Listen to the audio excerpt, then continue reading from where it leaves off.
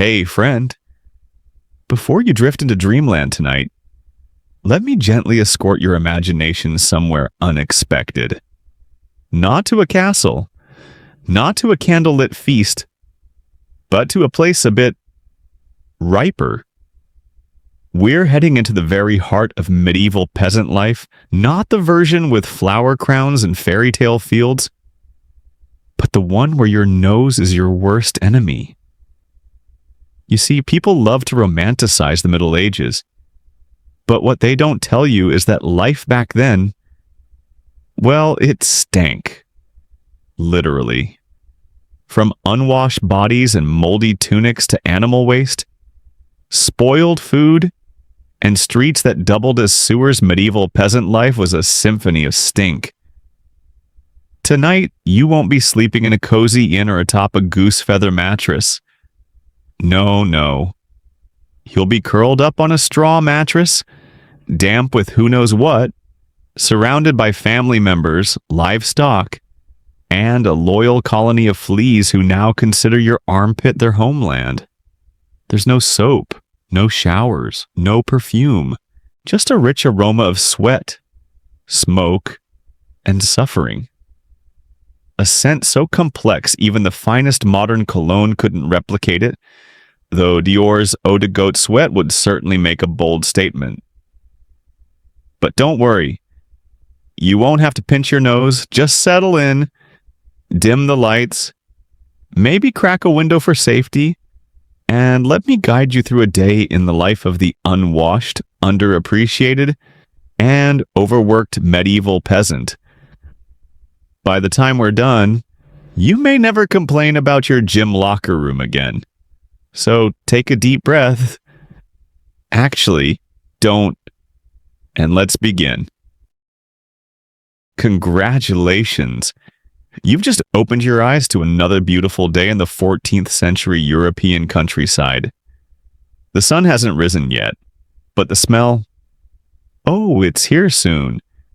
It hits you like a medieval slap in the nose, thick, earthy, and distinctly human. Your bed, and let's use that word generously, is a half-decomposed straw mattress. There's no box spring, no memory foam, not even a flat surface. Just a lumpy pile of hay that's been flattened by your body and soaked in your sweat for, well, forever. It's absorbed every cough, sneeze, night sweat, and probably a few drunken mishaps. And guess what? You're not sleeping alone. No, your roommates are not just your 5 siblings, but also a thriving ecosystem of lice, fleas, and the occasional rodent that gets a little too bold. These creatures don't pay rent, but they still bite. And they like the dark folds of your comforter, which hasn't been washed since your cousin's wedding 2 winters ago. It's cold, not the cute flannel pajamas out the snow kind of cold. It's the you can see your breath and you sleep in your clothes kind of cold. Your tunic sticks to your skin, damp and rough. The wool is local, unprocessed, and it smells like sheep. That's not a metaphor. It actually still smells like sheep. You try to stretch. Bad idea. Your back feels like someone stepped on a frozen tree branch, and your knees regret the move. You're only 23. By peasant standards, your body is halfway to the grave. The air in the room, if you could call it that, was thick. Your one-room house had no windows. At least no real windows. There was only a hole in the wall covered with animal skins to keep out the strongest winds and let in the smell of pigs from outside. The same pigs you would be sharing breakfast with later. The scent inside your tent is complex. It's a distinct mix of mold, animal musk, old beer, damp wool, smoke from a fire that never quite goes out, and the underlying inevitable scent of sweaty humans. Think of it as ode to survival, A scent that says, I live here because I have no choice. And if you're wondering about fresh air, you'll have to leave the village to find it. The town square smells faintly but always must like rotting vegetables, chicken droppings, and public urine. It's not unpleasant anymore, you're just used to it. And besides, so is everyone else. You look over at your brother, snoring softly beside you. His breath smells like sour beer and boiled onions. Across the room, your grandmother is up and stirring the fire with a stick she also uses to scratch her back. Her scent equal parts hearth smoke, boiled turnips, and something mysteriously bitter. Maybe nettles. Maybe regret. Everything you own your bed, your clothes, your home is soaked in this communal musk. By medieval standards, it's not dirty. In fact, it's pretty normal. There are no scented candles, no linen sprays, no clever cleaning tips from Instagram. Just a log smoldering in the fireplace and the vague hope that it won't rain again today and keep all this stuff inside. Finally, you stand up, your feet hitting the dirt floor, also your carpet, your drain, and occasionally your trash can. It's cold, damp, and it smells like feet. Because they are feet. People's feet. And dogs' feet. You head for the door. Of course there is no toilet. Your village believes in the shove and dump method. If you're lucky, someone took it out yesterday. If not, let's just say you cautiously open the door. As you push through the creaky wooden panel that serves as a door, the outside air hits you in the face, and by air, we mean a different kind of stench. The smell of the village waking up with the sun, a mix of compost, livestock, human waste, and yesterday's spoiled stew that's been dumped outside and now a meal for the local rats. You breathe it all in. This is farm life. Unfiltered through a Netflix lens, unpainted with Disney paint, this is real raw, rough, and stinky. But despite the olfactory assault, you go about your day. Because what choice do you have? You have to work, make a living, and maybe if you're lucky, have to nibble on a piece of bread before lunch. It smells like mold. But then, so does everything. And so your day begins. One foot in the shit, one nostril half closed, and the hopeful thought that maybe, just maybe, the wind is blowing someone else's way today. Welcome to the life of a farmer, where the air is thick, beds are shared, and the smell is forever. Congratulations. You survived the night. You shared your straw mattress with 3 siblings, a sheep, and a particularly cheeky flea who thought your left thigh was prime real estate. Now, nature is calling. And when nature calls upon the life of the peasant, it does not knock politely. It shouts. It demands. It is an emergency wrapped in medieval inconvenience. So, what do? Well, you don't go to the bathroom. Because the bathroom doesn't exist. Not in your one-room hut. Not in the village square. Not anywhere. The concept of a designated space for waste was still centuries and many plagues away. If you're lucky, and we're talking medieval luck, which is a very low bar, you have a wooden bucket, maybe it's in the backyard, maybe it's tucked away in a corner of your living space. Either way, it's not clean, it's not private, and it's not even always empty. It's called a potty toilet, which sounds pretty elegant. Until you see it. Not porcelain, not perfume. It's a bucket of seen things, dark things, digested things. And remember, it's shared. Your siblings use it. Your parents use it. Uncle Bertram, who eats too many turnips and has a digestive system that could level an abbey. Yes, he uses it too. Let's say you manage to do your work without slipping, tripping, or knocking over the entire pot. What next? You throw it away.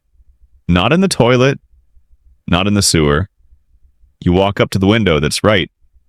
The hole in the wall you call the window, and you throw. And you scream. Stay away from the water. That sentence in French means be careful with water, because that's what people shout before throwing a bucket of trash out into the street. Isn't that charming? Of course, no one moves with time. So someone passing by with their old leather shoes and their serious look would receive an uninvited shower. Call it medieval elegance. The street below it's unpaved. It's not drained.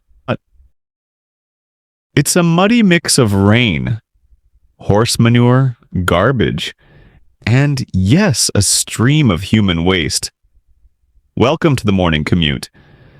Now, maybe you live in a town, not a hamlet, but a real town with walls, a church, and at least one person who owns a real spoon. In that case, you can use public restrooms. Sounds better. Right.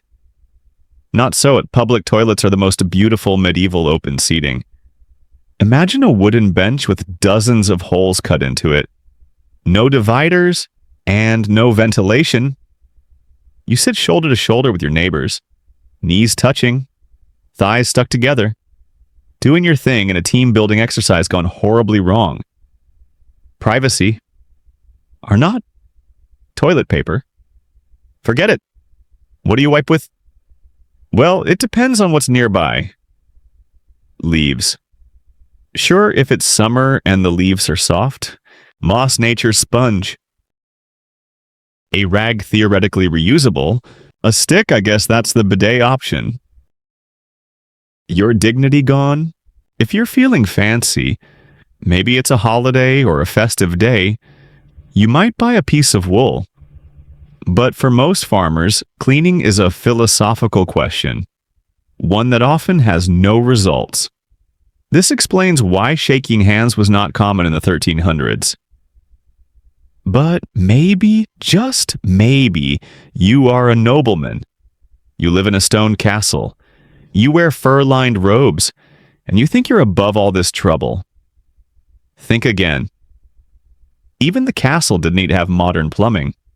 They have garderobes, medieval manure troughs. It is a hole in the wall built into a vertical cliff. The waste falls into the hole or ditch, or sometimes just falls straight down the side of the tower. Yes, castles often have poop stains. Royal brown stripes run along the stone walls. Truly majestic. Oh, and here's a fun fact. Enemies sometimes climbed in through the sewers during sieges. That's right. A toilet invasion. Back door. Literally. Canadians may be polite, but even we would say, absolutely not, my friend. In short, in peasant life, every function of the body is a gamble. You might trip over a bucket of water, get splashed with water from above, get wiped by poison ivy, or sit next to your mother-in-law while using the bathroom. And what happens when you're done? Nothing. No soap. No sink. There is no gentle lavender-scented antibacterial foaming hand sanitizer. You can wipe your hands on the AO dye you've worn for 83 consecutive days, or you just go on with your day. Pet the goat. Knead bread dough. Hold the baby. It's all part of the cycle of life. And bacteria too. And if you think this is bad, wait until disease hits the village. Dysentery, cholera, typhoid, all love poor sanitation. 1 bucket, 10 people, no gloves. It's a public health disaster disguised as a simple morning ritual. It's no surprise that people drink light beer to stay hydrated, water is not water. It's Russian roulette in puddles. So, next time you visit a clean public restroom at a Canadian gas station, or complain that the soap smells too much like pine mint syrup, take some time. Close your eyes. Imagine your feet are glued to the floor. Your nose is filled with warmth, moisture, and humanity. The smell of old radishes, livestock, sweat, and a communal cooking pot, that is the life of a farmer, and it's still there. So take a deep breath, flush with pride, and be thankful you weren't born in 1347 with a full bladder and a communal water bucket. So you have survived the medieval night. You have passed the potty. You dodged your cousin's accidental elbow to the face and politely ignored the goat standing too close during your moment of reflection. It's time for breakfast now. You're thinking warm, hearty, maybe some bread with jam, a hot cup of drink to start the day. This is the life of a farmer, and medieval food isn't here to comfort you. It's here to remind you that surviving isn't the same as living. Your breakfast might be waiting by the fireplace, which sounds cozy, until you realize that the fireplace is actually just a pile of smoldering ashes between the one-room hut that doubles as bedroom, kitchen, storage space, maternity ward, and barn? What's on the menu? Soup. Yes, the infamous soup. A thick, warm slurry made from boiled grains, vegetables, scraps of herbs, and whatever else hadn't rotted overnight. It wasn't quite soup, nor quite porridge. It was beige. Sometimes it has to simmer for days. New components are introduced. Old parts are not removed. The result is less a recipe and more of a culinary timeline. You're not just eating a meal, you're eating history. And it smells like that. You pick up your wooden spoon because metal is for rich people and stir it. It resists, like it knows you're about to eat it and is trying to defend itself. You take a bite. It's warm, a little bitter. Is it radish or yesterday's cabbage or maybe something that wasn't food in the first place? You don't ask questions, because in peasant life, asking what's in it only leads to regret. Next to the soup, you will find bread, or what used to be bread. It's hard. Not crunchy, but a weapon. You don't cut it out, you hammer it in. It is made from raw rye or barley flour, sometimes mixed with sawdust, acorns, or even dried bean hulls to stretch it further. You chew slowly, very slowly, not for taste, but for survival. If you are lucky, you will not chip your tooth. If you are unlucky, the bread will break. Are you craving meat? Forget it. That's for Sundays, holy days, and landowners. You might find an old piece of bacon hanging from the rafters, seasoned with more hope than salt or some leftovers from the Lord's kitchen. But what about on a normal day? It's all grains, roots, and occasionally beans if the weather is favorable. This is daily life in the Middle Ages. And no breakfast options. What about eggs? Yes, the elusive medieval egg. The hen may have laid a chick, but it was taken away by your lord as part of your tithe, the 10% you pay just for existing. And even if you keep one egg, you'll probably have to share it with 5 other people. Is it confusing? No. Boiled. Please. Boil it until it turns gray and then divide it as if you were performing a religious ceremony. Thirsty. Yes, do not look for clean water, because water, the stuff you use to bathe in, rarely, to wash vegetables in, almost never, and to dump waste in every day is basically a disease-ridden mess. Instead, Drink small beers. Yes, beer at 6 a.m., breakfast included. But don't get excited. This isn't your local craft IPA with citrus and hops. It is weak, bland, and has almost no alcohol. It's just boiled barley water in name only. Even children drink it. Because in medieval peasant life, light beer was healthier than water and cheaper than milk. Are you still hungry? Difficult, that's all you get. You sit quietly by the fire, sipping beer, munching on bread and wondering why you woke up this morning. Outside, you hear the sound of horses' hooves, dogs barking, your neighbors coughing, which may or may not be plague coughs. Inside, someone's baby is crying, and smoke from the fire has turned your only good eye into a puddle of water. And that's the scent. A familiar blend of steamed radish, light burning straw, unwashed linen, and the unmistakable smell of communal breathing. It's in your clothes, it's in your hair, maybe it's in your dreams. If you're wondering if the scents in aristocratic homes are more pleasant, no, just a little worse. In the castle, breakfast might consist of meat pies, soft cheeses, and wine, but the air was thick with smoke, wet dogs, and 15 unwashed servants. You can't escape the stench by climbing the social ladder. You just smell better. Back at the hut, you finish cooking the stew. You scrape the last bit off the side of the bowl and try not to think about what that black speck is.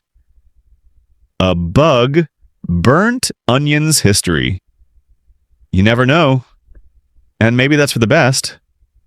You wash the dishes, not with water. Water is very valuable, and you wipe it with a piece of old bread or a rag that can be used as a napkin, a washcloth, and occasionally a diaper. You stretch, your back is cracked. You've loaded up on 400 calories from snacks and are about to work in the fields for 12 hours straight. But then, somehow, you endure. This is the life of a farmer.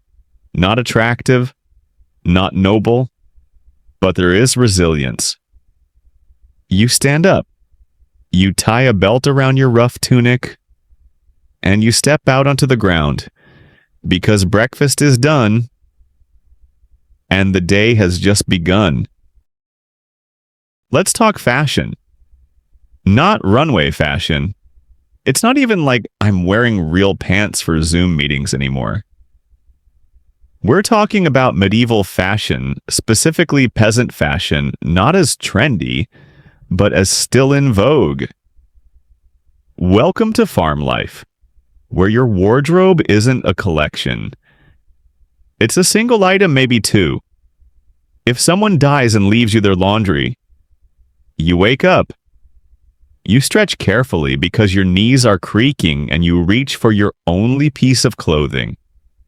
A coarse sweater that is older than your youngest child, stiffer than your morning loaf of bread, and smells like it's a direct reminder of the plague. It is not fashionable. It's not comfortable at all. It is not clean, but that's what you have. And in everyday life in the Middle Ages, owning an aodai would make you stand out. Fabric, mostly wool. Not the warm, soft wool typically used in Canadian winter coats. This is a coarse, scratchy, undyed, hand-spun wool that may contain bits of straw, sheep oil, and occasionally insect wings. What if it was summer? What a pity. It is wool. If it is winter, still wool. Just colder wool. And if you're lucky, you'll have a linen lining inside. If you're unlucky, you'll have to strip off all your clothes underneath that constantly rubbing sweater. The dress reached mid-thigh or mid-calf, depending on the village, fashion, or how often the dress was worn near the fire. No buttons, no zippers, and definitely no Velcro. You secure it with a belt, rope, or any spare string that isn't already being used as a bucket handle. Style tips. There is no such thing as fit in peasant life. Everything is a bag. You are the bag. Let's talk about colors. Forget black. Forget blue. Forget anything light or dark. Your owl dye is the color of mud. Or dust. Or maybe radish. Because dyes are expensive, blue and red are for the nobility or the clergy. And you wear brown. Maybe with a green tint if it's moss-dyed. What about the smell? Don't pretend you haven't sweated it since harvest. Do not wash weekly. No monthly washing. People wash clothes when it rains hard enough to count as a shower, or when someone gets lice and everyone panics. When washing, here is the medieval process. Get water from a stream or well in a bucket. Heat over a fire that you light with wet wood. Scrub the owl dye with ash, urine, or homemade lye. Wash, wring, and dry in the sun. You've seen this twice this season. How did it go? Still hard? Still itchy? But a little less deadly. Now, let's move south. To the foot. Do you have shoes, maybe? If you are lucky. And if they do, they're made of untreated leather. Loosely stitched, with soles thinner than communion wafers, no arch support, no waterproofing, no insole. As soon as you step outside, your shoes start to cry. Silence. With each sinking of the muddy ground, most farmers go barefoot. Through the fields, through the mud, through the cow dung, through anything near the pig pen. Your feet are cracked, discolored, and maybe home to a medieval fungus that modern science has yet to classify. You will get a thorn in your side. You stepped on a stone. You develop calluses so thick that they can be considered a layer of armor. But hey, at least you don't have to unlace your shoes. What about the hat? You can wear a hood, a small linen hat tied under your chin, mainly to keep hair out of the way and lice from getting trapped close to the scalp where they feel safe. If you work in the sun, you'll probably need a straw hat handmade. Soft and a little dirty, no shaped brim, no sweatband. Just woven straw, held together by hope and spit. But it still gets the job done shading your forehead, which already has enough wrinkles to hold memories. Let's tackle the underwear problem. Do you want to wear underwear? Sure. Just create it first. Most farmers were completely topless under their long dresses. If you have linen underwear, it's very difficult to clean and takes a long time to dry, so unless you're particularly wealthy or extremely modest, you just have to accept the wind blowing. And yes, the wind blew everywhere. Now comes the hygiene issue. You can't change clothes every day or weekly. Your entire wardrobe is basically one seamless outfit, worn until it tears or gives you a rash so severe that the priest starts asking questions. You sleep in it. You work there. You will get married in it. And when does it finally collapse? You cut it into pieces to mop the floor, or your children, or your nose. Peasant women have slightly different costumes. A long woolen dress or pleated skirt, sometimes with an apron, and always layered, because more fabric costs more dignity, adds more laundry. Same fabric, same problem, same type of lice, except now you're pregnant. Barefoot, carrying water. And someone has asked you to mend their cloak with a bone needle and half a piece of goat intestine. But sure, you are the queen of comfort. And the cool thing is you can wear these clothes all year round. Through the snow, through the mud, through rain, hail, sweat and soot. Your sleeves are covered in ash, meat juice, and blood, some of it your own. Your dress smells like a sheep that has been through a lot. Your shoes, if they still exist, are mostly just memories and mud. But you still endure, because that's what people did in everyday life in the Middle Ages. They wear what they have. They don't ask. Will this bring joy? They ask. Will it still cover my body? So next time you complain about doing laundry, or complain because you have nothing to wear, imagine this.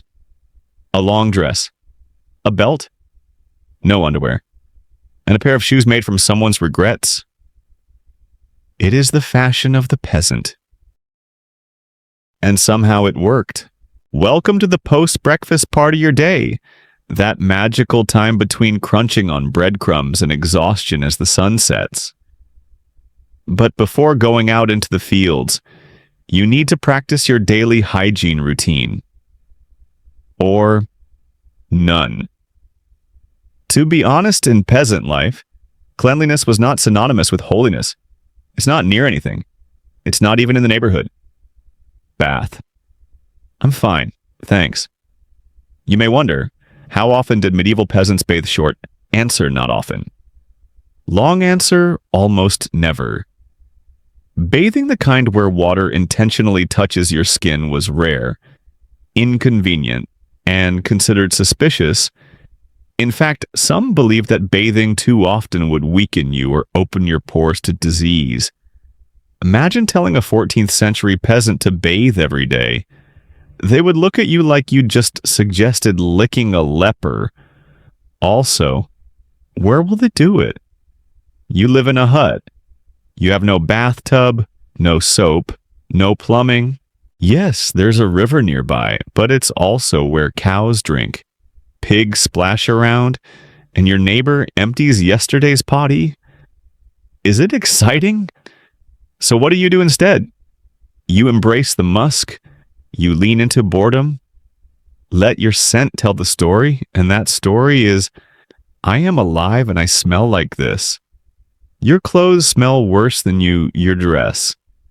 You wore it every day in the past. You're not sure anymore. It started out brown. Now it's many shades of distressed. You can wash it once a season. And washing is generous. It involves drawing water from a distant well, heating it over a fire, scrubbing it with wood ash or fermented urine. Yes, really. Then hanging it outside, where birds will poop on it and the wind will carry fresh dust. And even after all that, it still smells like smoke and goats and something that might have been soup but now has an opinion. In peasant life, your clothes are less an outfit and more like an itchy second skin. Roommates. You didn't invite. Let's talk about the ingredients that normally reside on your skin. Fleas, lice, bedbugs, maybe ticks. Definitely regret. Everyone has them. Your Lord has them. The priest has them. He thinks garlic can ward off evil spirits. Yeah, just more confident about it. You don't complain, because no one notices. Scratching your head with a spoon in public. Totally fine. Rubbing your armpits with a stick. Go ahead. There is no shame in itching. This was part of everyday life in the Middle Ages, just like famine. Backaches and fatal shards of wood. You can try some home remedies. Rub vinegar on your scalp. Soak your feet in beer. Sprinkle ashes on the bed. But let's be honest, you're just seasoning at this point. Bed or biohazard. Your sleeping area is home to many types of bacteria. Straw mattress full of bugs. Wool blankets. They absorb more sweat than a Black Friday sale at Canadian Tire. Pillow. You mean that bundle of hay you call a headrest. You don't sleep in bed. You sleep with it emotionally and bacterially. Don't forget your mouth. Yes, oral hygiene deserves a mention here. Because in medieval hygiene, the mouth was very complicated. You don't brush your teeth and you don't floss. No mouthwash unless you count accidentally drinking vinegar. Your morning breath can chip paint. If your tooth hurts, you wait, and then you wait some more. Until someone, maybe the village barber, who also performs amputations, pulls the tooth out with iron forceps. No anesthesia, no paralysis, just prayer and a glass of strong drink. Usually the latter, sometimes both. Your smile is not charming. That's a threat. Soap. If you can afford it, there is soap. That's fine. Made from animal fat and ash. Smells like betrayal and burned skin if used too enthusiastically. You use it sparingly. If at all, mostly laundry. Rarely does laundry for myself. Soap is for special occasions like weddings, or funerals, or meeting the bishop. Public bathhouse. Not what you think.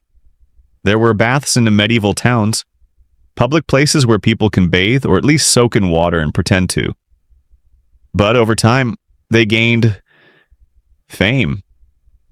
It can be said that people do not only clean themselves there. By the 15th century, many bathhouses were closed by church leaders who believed they promoted sin. It's clear that clean skin, you go in dangerous thinking. So you stay home. Dirty, safe, morally intact. But it still stinks. Winter cleaning optional. In winter, the concept of bathing becomes theoretical. Frozen water. Your hands are chapped from the cold. Washing your face means breaking the ice. And dry good luck. The stench of peasant life trapped in layers of wool, sweat and despair, like human lasagna with bad decisions and body odor. After a while, you don't even notice the smell anymore, but your goats do. And they judge you. Why is this important? Because medieval understanding of hygiene or lack of it wasn't just about disgusting facts. It's about survival. The earth is protection. Smell is camouflage. You don't clean because you don't have the time, resources, or belief that it's worth it.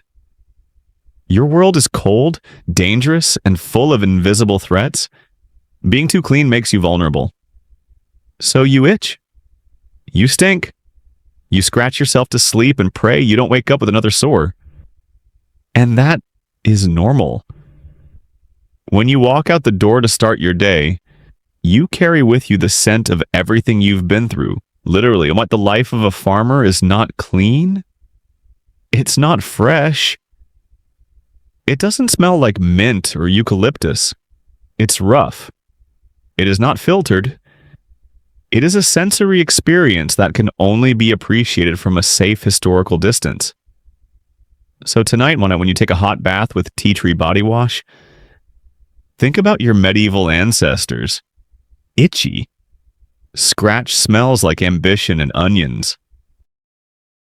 And whispered, "Thank you for putting up with it so I don't have to." Let's talk about your teeth, or what's left of them. Because in peasant life, your smile is not a source of confidence, it's a warning. A jumble of yellow stumps, swollen gums, and the occasional mysterious fang growing in the wrong direction just to make things interesting. This is not dental care. This is the despair of dentistry. Morning routine. No brushing teeth, no dental floss. There are no minty mouthwashes, tongue scrapers, or magical little electric vibrators. You wake up, open your mouth, and hope nothing falls out. That's the whole process. If you're lucky, your mouth will only taste like last week's leftover stew and beer. If you're unlucky, your teeth will ache, your gums will bleed, and every breath will feel like it's coming from a dragon eating all Has anyone brushed their teeth? That's okay, but not in the way you might realize. Some farmers chewed on the branches not to clean, but to scrape off accumulated dirt. Others may rub their teeth with ash, salt, or herbs essentially seasoning their own mouths. Does it help? Maybe, but not enough to erase years of chewing rock-hard bread, drinking sugar-free beer, and never going to the dentist because dentists didn't exist back then. Not official, anyway. Who takes care of the teeth? Short answer, barber. That's right. The person who cuts your hair is the same person who will pull out your molars with iron pliers by candlelight. No anesthesia required. No disinfectant. Just brute force. A wooden chair and a strong beer if you're lucky. You don't go to the barber shop to get checked. You go because your tooth hurts so much that you're willing to trade it for a different kind of pain. Worse, more throbbing, and hopefully unbearable. Extraction process. Start with a quick prayer. Not to perform a painless procedure that's not an option, but to survive. The barber surgeon, because yes, that's an actual job title looks on. Maybe he taps his teeth with a metal rod. Maybe he just shrugs and reaches for the pliers. No x-rays, no numbing gel. Just grab tight and pull hard. What if the tooth is broken? Congratulations. It's now infected. Infection is a death sentence. No penicillin, no antibiotics. You can rinse your mouth with alcohol, or vinegar, or nothing at all. The pain spreads. Your fever rises, your jaw swells. This is how a toothache can kill you. In the life of a farmer, a rotten molar is the beginning of a very short and very painful story. What about bad breath? Oh, it's everywhere. Bad breath isn't something people can cure, it's something they have to live with. You meet someone new. You smell their lunch from yesterday. Kissing someone. Risks transmitting 17 types of bacteria and can cause mild phobia. In modern life, you may worry about first impressions. In medieval peasant life, no one judged your breath because theirs was worse. What causes all of this good question? A few things diet. The peasant diet was low in sugar but high in grit. Bread made from coarse flour often contained small pieces of stone from the mill.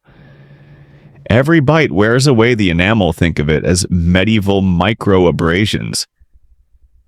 Your teeth don't rot from candy, they wear away like chalk.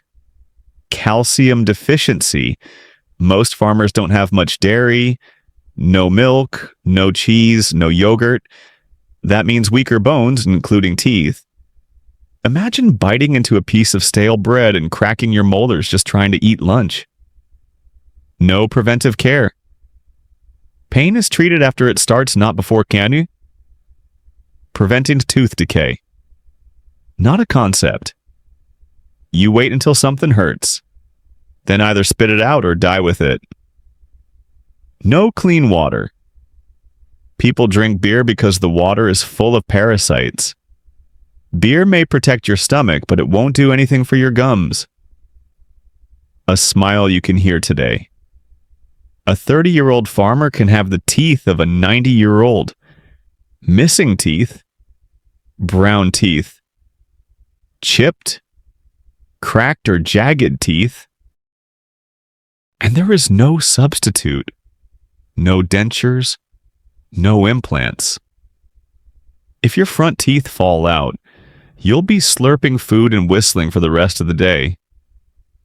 Is the nobility better lightly? The nobility had access to a wider variety of foods, including sugar, which was imported at great cost. But sugar causes tooth decay. Ironically, wealthy people often have worse teeth, just rotted in different ways.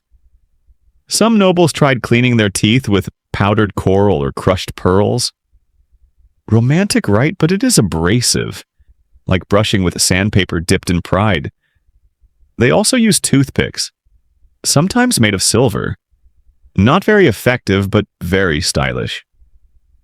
Do people have any awareness about oral health? Not really. Mouth pain is simply considered an unavoidable form of pain. If you can't chew, you won't eat.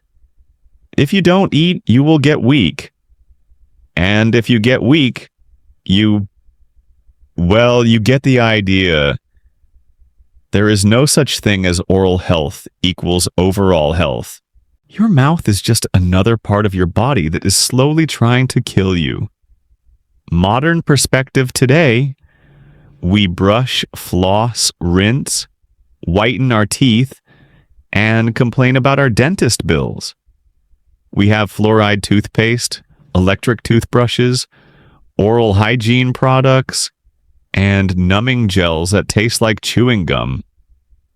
We even get free dental care in some parts of Canada now, depending on your insurance plan. Medieval peasants. Their dental care plan was called Hope and Plier. So the next time you complain about scheduling a dental cleaning or having to endure a 20-minute scaling session, remember, your ancestor lies in a wooden chair, staring at the ceiling, hands gripping the arms of the chair, while a man named Gerald the Blade pulls out a molar with blacksmith's forceps. Smile, if you can. In peasant life, your smile is not an expression of joy.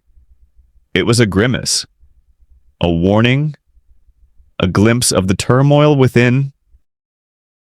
So tonight, as you comb your hair with the fresh scent of mint, rinse mouth with antiseptic water, and gently floss with mint. Take some time to thank your gums, to honor your molars, and whisper silently. I don't remember the Middle Ages. Breakfast, or the steaming bowl of soup you so bravely called breakfast, is ready. You wipe your mouth on the inside of your shirt, tighten the rope, and walk out the door.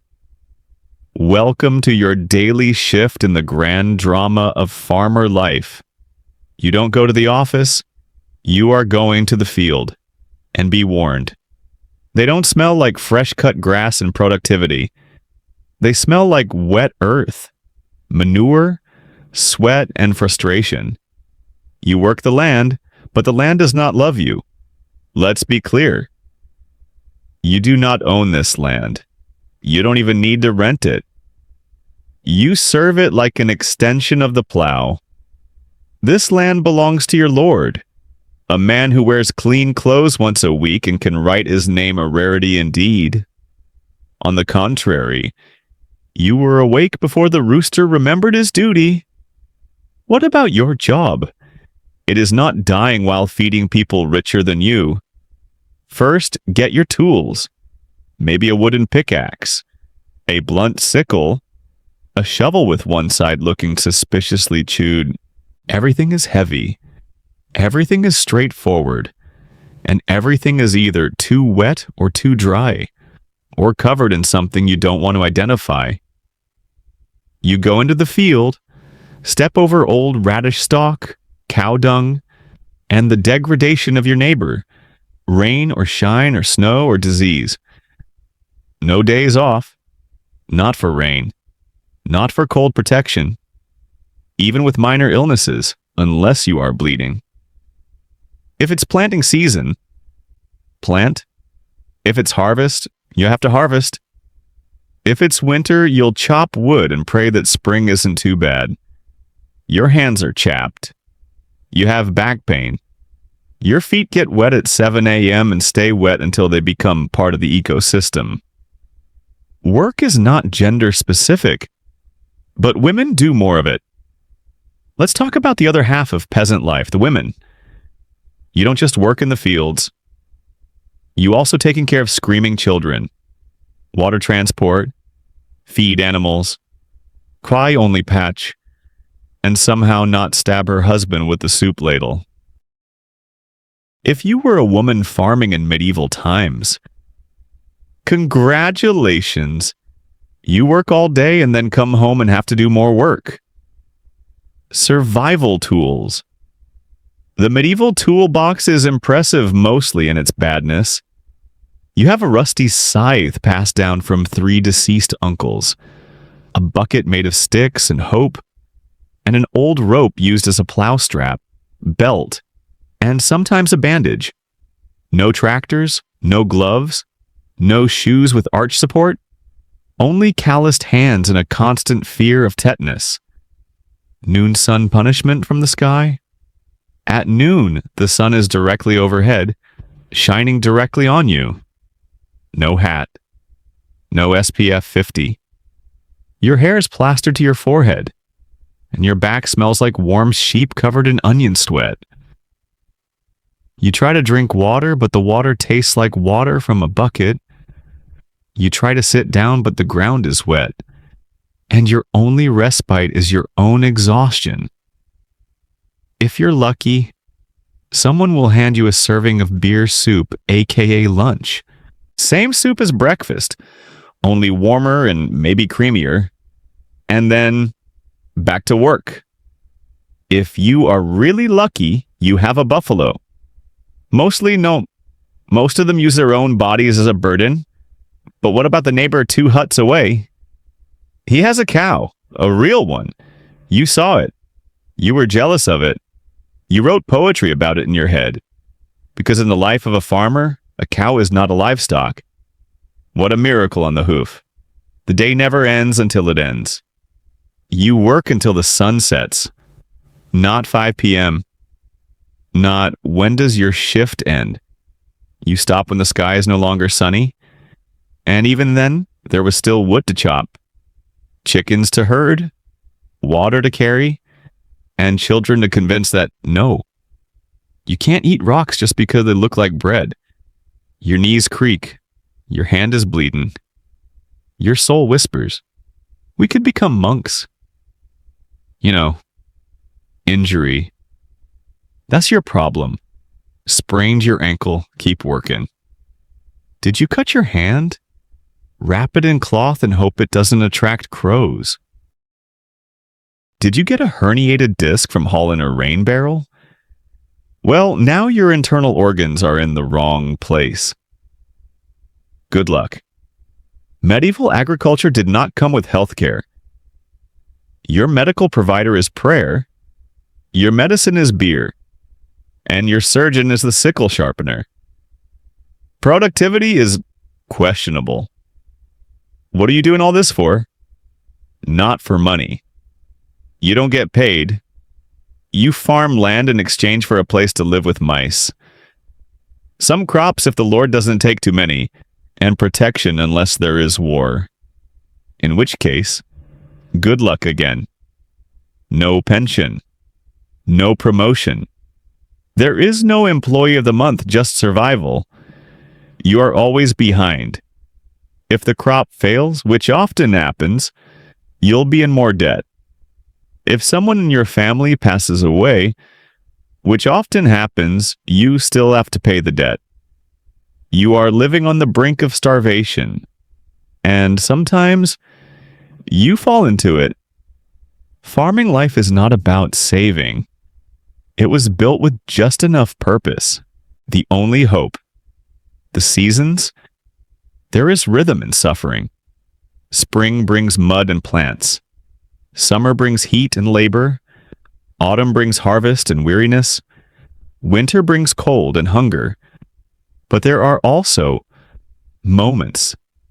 The moments when the wind smells like firewood, when the fields are bright yellow, when someone laughs in the midst of pain and feels blessed. You endure. Not because it's easy, but because you have to. Back to the hut. As the sun sets, you trudge home.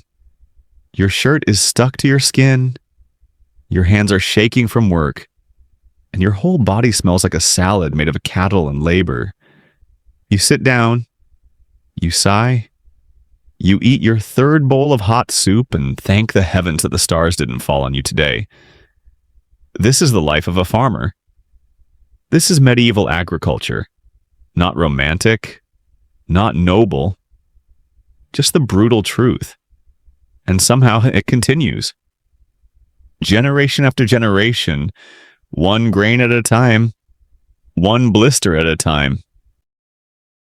So next time you complain about your 9-to-5 job or your slightly annoying boss, miss, your ancestors do not have HR. They have turnips and calluses, and you have indoor plumbing. Be grateful. You've heard a lot about peasant life mud, stench, potty, and gruel. But now, let's change perspective. Let's follow another person through that one-room shack, through that itchy robe, through that bucket of despair. She wakes up next to you, or rather she wakes up before you, because she is a woman in the Middle Ages, which means her day started 2 hours ago and it never really ended.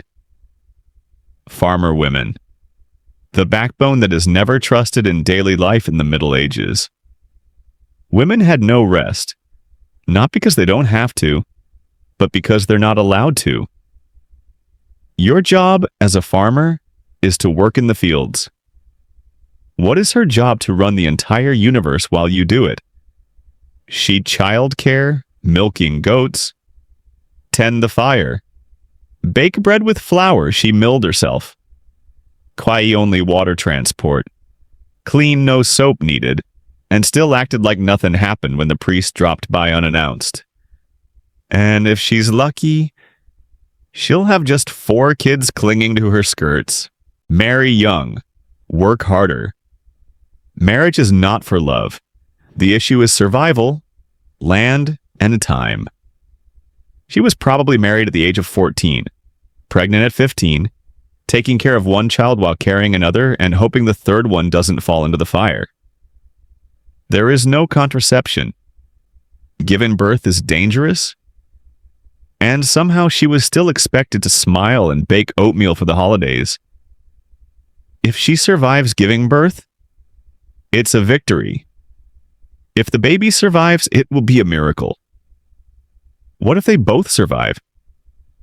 She slept 6 hours next to a wet sheep and woke up to do it all again. Work in the fields, then work at home. Contrary to popular belief, peasant women did not stay indoors. She works in the fields, planting, weeding, harvesting. And what happens when she gets home? There is bread to knead. There is wool to card. There are children to scrub. You rest after going out. She started her second shift. The only thing more persistent than the work was the itch from lice, rough wool, and the endless stress of survival. Family duties without family comfort. Let's take a quick tour of her kitchen. It was a fire on the ground. No kitchen, no chimney. Only cigarette smoke filled the room and entered her lungs. She cooks with whatever she can find: old seeds, vegetable, dried beans, and if she's lucky, she'll get a bone that still has flavor inside. Spices, a dream. Salt hidden like treasure. Meat. Probably just for Christmas. She stirred, tasted, adjusted, and was the last to eat, after the men and children. Because in peasant life, hierarchy begins with a bowl of rice. Clean. No water needed. She keeps the hut clean. At least, it should be as clean as the dirt floor. She beats the carpet if you have one. Clean the chair. Hand scrub clothes with cold water and wood ash. No soap. No gloves. No luxury. Only rough hands. Cracked nails and the never-fading smell of damp wool remained. Clothing and care. She sews clothes for you. Yes, every stitch, every seam, is woven from scratch, spun from wool, dyed with plants, endlessly mended. You tore your shirt.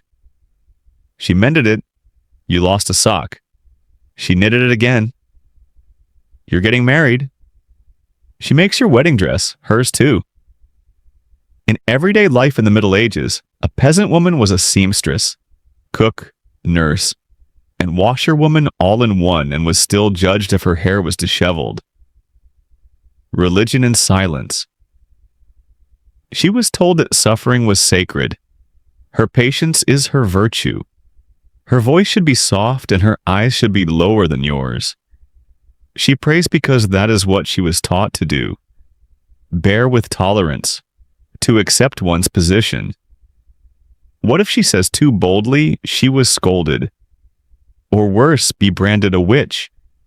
The herbal tea she made to bring down the fever, a miracle, or heresy, depending on who's watching. Social expectations. She must be a humble person, hardworking, listen, but also powerful but not loud. Be wise but not overbearing. Care but not stubborn. Dedicated but invisible. And always smile, or at least don't frown too much, lest someone assume she has a bad soul. There is no self-help manual. No girls' night out. No time off. Only mission. And many more missions. And judgment is always judgment. Get old if she gets there. If she lived to be 35, she is considered elderly. If she lived to be 45, it will be a miracle. Her face was wrinkled not from age, but from smoke, sun, and sadness. Her arms were stiff. Her back was hunched. But there she was, waking up early, packing her basket, soothing her cough, boiling water, and praying. She kept her cool, even when everything else starts to fall apart. Quiet power. She is not wearing armor. She did not swing the sword, but she kept the village alive.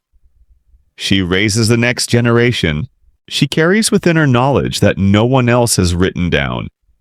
Her life is not mentioned in most history books, but felt in every fireplace, every harvest, every hand-sewn dress, because without her, the whole system would collapse. A thought before you sleep. So tonight, if you're in bed, clean, well-fed, safe, think of her medieval peasant woman. Wake up in the dark, watching the fire, feed the family, work until the body is exhausted. Then work more. Can't remember name. But she never forgot the land she kept alive. You hear this all the time. There are signs of it in the bedding, whispering in the potty. There was an unpleasant smell coming from the soup pot. But let's not beat around the bush. Let's talk about that smell. The scent is intense, endless, captivating the soul of peasant life. Because if medieval peasants had anything, it was fragrant. It's not a scent. It's a chorus. Think of it as a medieval perfume.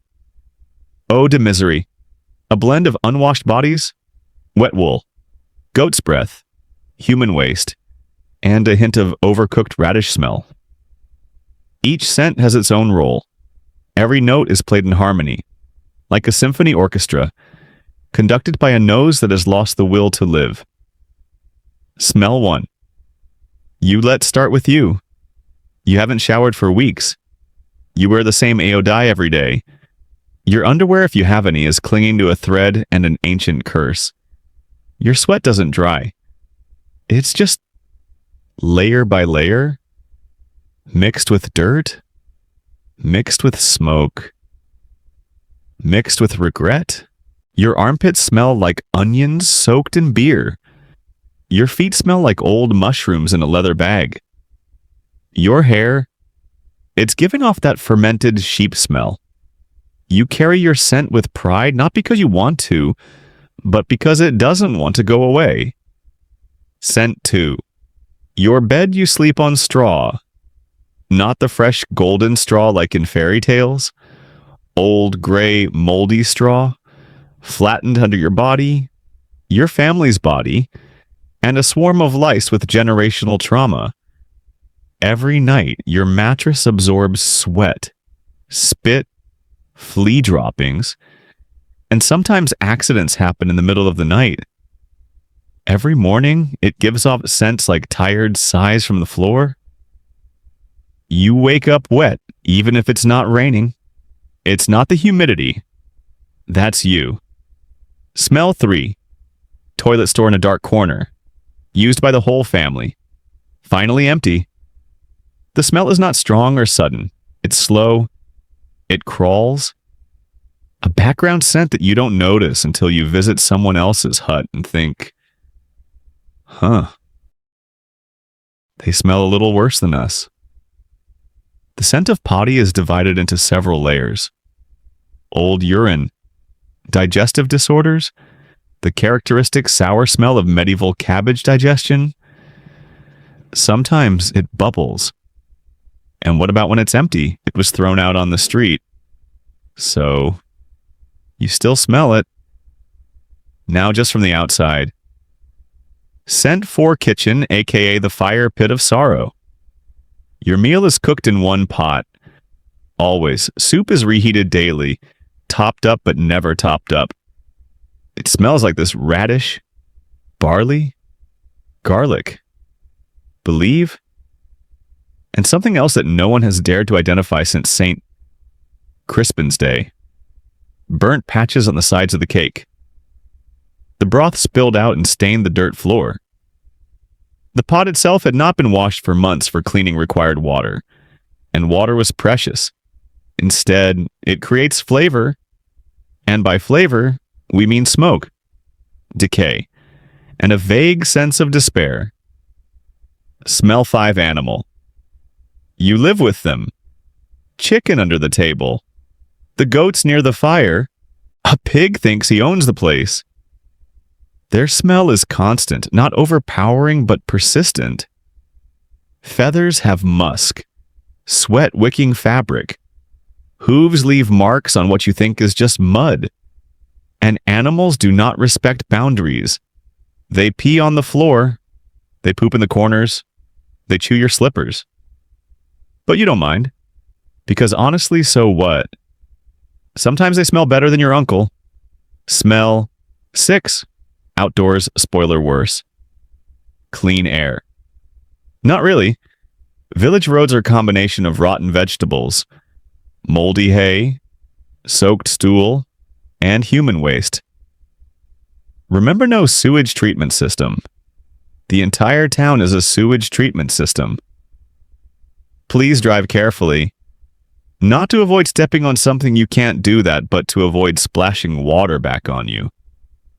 What about when it rains? Oh, the scent wafted into the ground, rising with the steam like a ghost dead from unsanitary conditions. Social smell. You're not alone. Everyone smells. Strangely enough, it became normal. You can't judge a person by their body odor. You judge them by their scent. There are many levels. What about holidays? People wore herbs pinned to their belts, collars or sleeves, a medieval version of body spray. The church tried? Yes, believe it or not. Medieval church officials complained about this smell. Some places require people to wash before attending Mass. Some people forbid overly fragrant peasants from sitting too close to the altar. But washing means boiling water. Boiling water means using firewood. Firewood means money. So, most people skip doing laundry and sit near the back. God understood. Maybe. Night falls and the stench returns at night. Everything quiets down. The scent is strong. With the fire out and the windows closed, if any, the hut becomes a vial of stench. You lie down. You breathe shallowly. You scratch from collar to toe. The air is thick. The blankets were wet. Someone sneezes. And you wonder if it's the plague or just acid reflux. You close your eyes, and the last thing you feel is not peace. It's the ticklish feeling of something crawling over your shoulder, followed by the warm, familiar scent of medieval domestic life. And still, they lived. They loved. They laughed. They danced, perhaps while smelling of garlic and damp feathers. Because despite the stench, despite the filth, people kept going. Not because they like it, but because they don't know anything else. Farmer life is not easy. The problem is endurance, and endurance has no scent of flowers. It smells like sweat, smoke, soup, and sheep. So tonight, as you fall asleep, on your clean bed, with washed bed sheets and lavender pillow spray, take some time to honor the stinking history of humanity, in memory of the men and women who have worn their scent like a second skin, to whisper a silent thank you for modern plumbing, clean air, and hot showers. Because history is real and it was ripe, let's talk fashion. No, not the runway or the wardrobe, not satin gloves or embroidered vest. Let's talk about what you would wear as a medieval peasant. Because in peasant life, clothing is not a form of expression. It is a statement, a compromise, a daily reminder that you are poor, uncomfortable, and probably itchy in places you can't politely mention. You get one outfit, one, just that. You don't have a summer look and a winter look. You don't choose your outfit based on your mood, the weather, or social activities. You wear what you have. And what you have is a dress. Maybe brown, maybe dyed, maybe older than your youngest child. It is made of wool or linen, a coarse and heavy fiber, even heavier when damp. And guess what? It is almost always wet. Laundry day. Never let's say you want to wash it. Yes, you will need water away from your hut. Firewood for boiling water expensive. A bathtub unsure. Soap more expensive than alcohol. And time funny. So instead, hit it with a stick by the river once in a month and hang it on the fence. That is not clean. This will make it less crispy. Underwear. If you're lucky, underwear in the Middle Ages was no guarantee, especially for farmers. You can wear a linen shirt inside. You may not know. Many farmers joined the commandos, especially the men. Why add another layer to the itch? What about brace? Forget it. You get the rope. Or gravity. Or both. Socks and shoes. Socks are hand knitted, if available. Basically, you just wrap your feet with old cloth. A pair of shoes if you have them. They'll be made of leather. Have soft soles and are as water resistant as paper towels. Most farmers go barefoot. Through mud, snow, manure, plague water, thorns, hard calluses on your heels. It is medieval armor. Weather deal with it. Is it raining? Your shirt is wet. No jacket, no umbrella. Nothing waterproof. You wear it until it dries, which could be next week. Winter. Put another long sweater on top. Still cold, add another goat. Summer. Still the same how dye, but now it will follow you in new and exciting ways. Colors and dyes. Peasants' clothes were rarely brightly colored. Why? Because dyes are very expensive. Grayish brown, it's natural wool. Green dye with nettles or onion skins. Blue, that's a woad color. And only for special occasions or if you know a guy. Bright red reserved for the nobility. Purple better ask for the crown while you're at it. Even a simple green dress can mark you as someone with connections. So you wear clothes in dull earth tones. Not for aesthetic reasons, but because of the dull color, the price is affordable. What clothes say about class and peasant life? What you wear says it all, without you having to say it.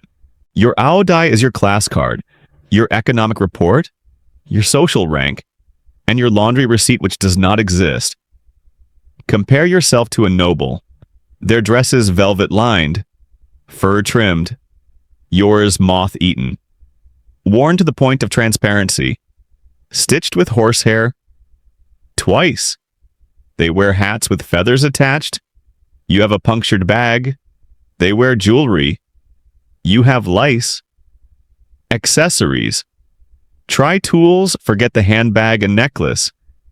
Your accessories include a belt made of rope, a bag containing a dull knife, could be a spoon, and a small piece of cloth you use as a napkin, rag, bandage, and sometimes a baby blanket. If you are a woman, you will probably wear a headscarf, a piece of cloth that covers your hair, but probably not, because it gets in the way of everything. You dress for work, not aesthetic. You survive with your clothes on. Sometimes literally. Repair. Always repair. You don't throw clothes away. You patch, sew, knot. You borrow from a deceased relative. That aodai was a shirt, a blanket, a tablecloth, and once a baby carrier. When your sleeve is torn, sew it back together with old yarn. When the hem is frayed, just leave it. Fashion is not a top priority. Durability is again a gender and dress code. Yes, even here. Clothing is differentiated by gender. Men wear long shirts and tights. Women wear longer skirts and dresses. And both are required to stay in their lanes. A woman in a short top suspicious. A man wearing bright clothes suspicious and may have been arrested. Peasant fashion is not about creativity. It's about compliance. What about the penalty for dressing inappropriately for one's status may be subject to fines or public embarrassment? Or worse, accused of pretending to be noble. In a world where class is sacred, your shirt can betray you. Church clothes.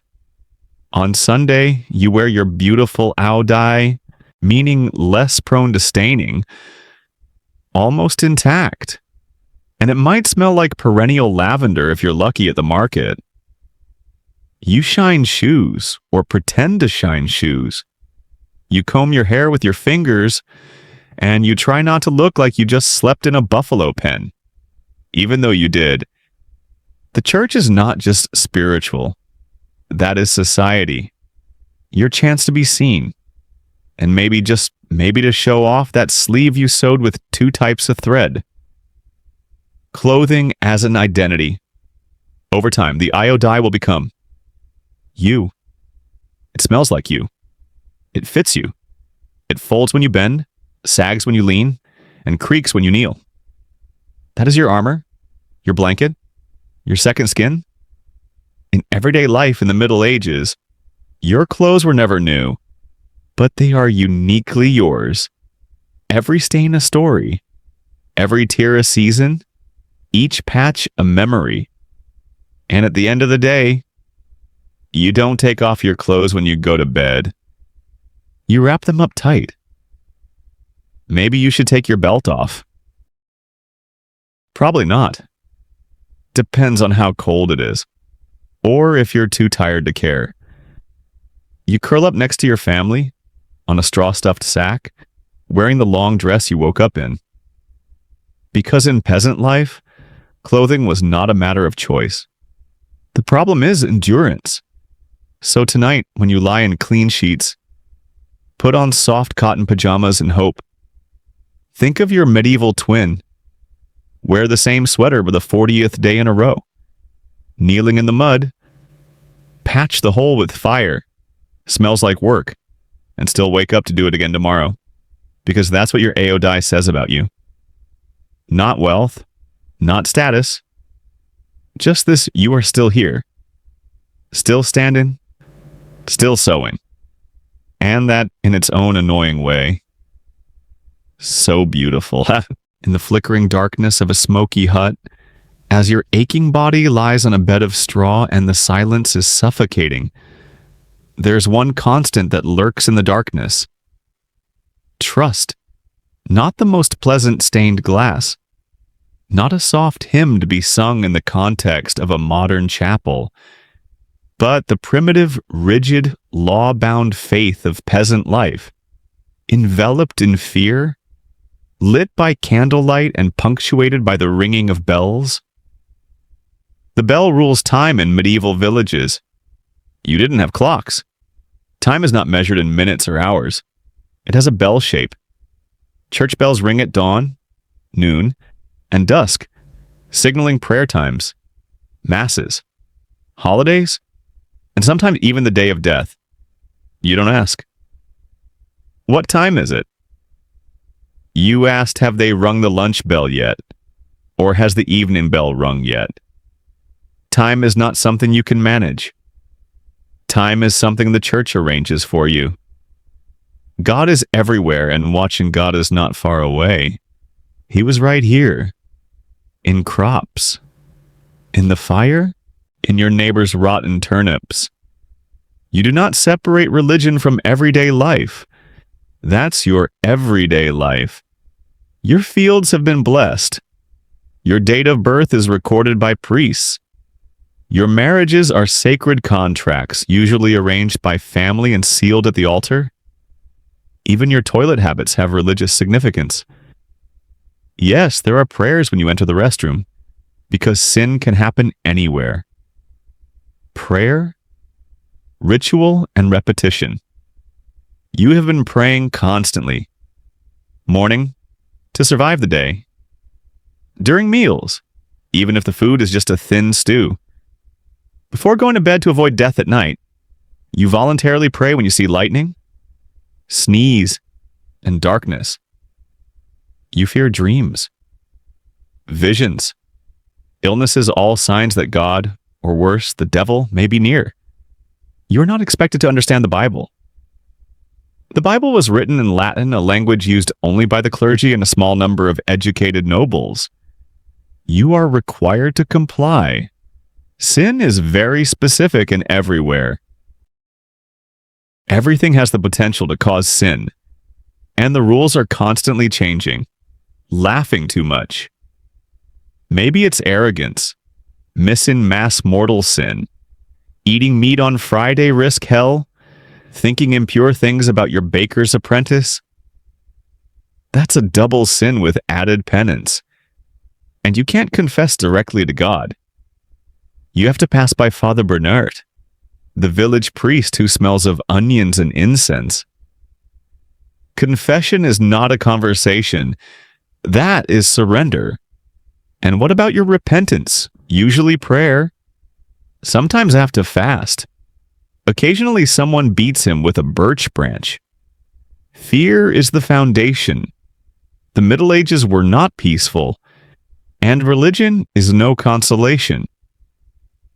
The church teaches you that the world is a battlefield between God and the devil, and you are caught in the middle. If your child dies, it is because you have sinned. If the harvest fails, it means you haven't prayed enough. If you get a rash, it's definitely a godsend. Hell is not an abstract thing. The incident is described in great detail. Boiling lake. The souls are screaming. Devil with pitchforks. The fire never stops. You don't just believe in hell. You can smell it as the wind blows in from the burning trash pit near the chapel wall. Holidays are work too. There are dozens of holidays and holy days. But don't imagine the celebration. You don't get any rest. You have more prayers. The lecture is longer, more rules. On St. Michael's Day, you must fast. During Lent, you are not allowed to eat meat for 40 days. On Sundays, you cannot work unless it is harvest time, in which case you still work. And pray for forgiveness afterwards. Faith is not a festival. This job is full-time. Magic. Miracles and doubt miracles do happen. And so do the devils. Your sick cow may be bewitched. The woman with those herbal remedies could be a witch. Last week's storm. Maybe it was God. You believe in saints healing the blind, and demons whisper in your ear at night. The candles have been lit. The amulet is worn. Relics are kissed like fragments of the true cross or teeth said to belong to the apostles. And all of those things, real, fake, sacred, strange, exist side by side because you have no science. You have the Bible in the doubt. The church is the law. The local priest is not only spiritual, he is a legal, social, and moral authority. He can collect tithes, 10% of the total amount you earn in the form of grain, eggs, wool, or coins, report you as a heretic, forgive, or keep. Read your will when you die. Decide whether you are buried inside the church cemetery or outside with the excommunicated. And disagree with the church. That's not brave, that's dangerous. Because heretics are not allowed to debate. They get firewood, but also hope. But despite the fear, the control, the cursed threats, religion brings hope. You can be poor, barefoot, hungry, and disabled from farming. But what about heaven? That goes for you too. If you are good, if you comply, if you endure, you imagine going to a place where the itching will stop, where your children don't die before they turn 5, where your body doesn't ache and your food isn't made of regret and barley. You held on to that vision not because it was guaranteed, but because it's all you have. And when you lie in the dark, you clench your fist, say a silent prayer, and hope you wake up in the morning. Or else that you will wake up somewhere better. Because in the life of a farmer, death is always near. But so is faith. Not perfect, not gentle, but continuously. A candle in the dark, a bell in the distance, a whisper of something beyond the mud, the pain and the hunger. And tonight, you drift away in smoke. Sadness and a final prayer that tomorrow could smell a little more pleasant. In the life of a farmer, you don't need to schedule health checkups. You don't call the doctor. You don't Google your symptoms. You wake up with a fever, a lump, a pain in the stomach that wasn't there yesterday. And then you wait and you pray. Because in the Middle Ages, medicine was not a cure. This is a coin toss. Welcome to the death lottery. Getting sick is not uncommon. It is to be expected. You are surrounded by filth, fleas, festering wounds, and food that has been fermenting in the pot since your cousin's baptism. You drink water from the bucket that once held fish. You sleep on straw that smells like goats and coughs like a plague rat. Of course you will get sick. Surprisingly, you don't always get sick. But when illness strikes, it can have very serious consequences. And the first question is not, what is this? It's, will I make it through this week? Your doctor is also your barber. He trimmed his beard. He pricked the pimple. He pulled out his tooth. He may or may not know what a kidney is. No license, no degree, no gloves. All you need is a rusty blade, some linen, and a strong belief that cutting things open will work. He offers treatments such as blood-sucking herbal poultice, warm beer, prayer leech. And if you're lucky, there will be more bloodshed. You don't understand the treatment. Neither does he. But he said it confidently, and that means something. 4 types of fluids medicine by vibe. Forget about bacteria. Forget about bacteria. Forget the immune system. According to medieval science, your body is governed by 4 fluids: blood phlegm, golden honey, black honey. If you are sick, one of these systems is out of balance. Too much phlegm. You're too slow. Too much honey. Angry. Too much blood fever. What is the solution? Drain, clean, puncture, burn. Medieval medicine did not ask why. It just says, give it a try and see what happens.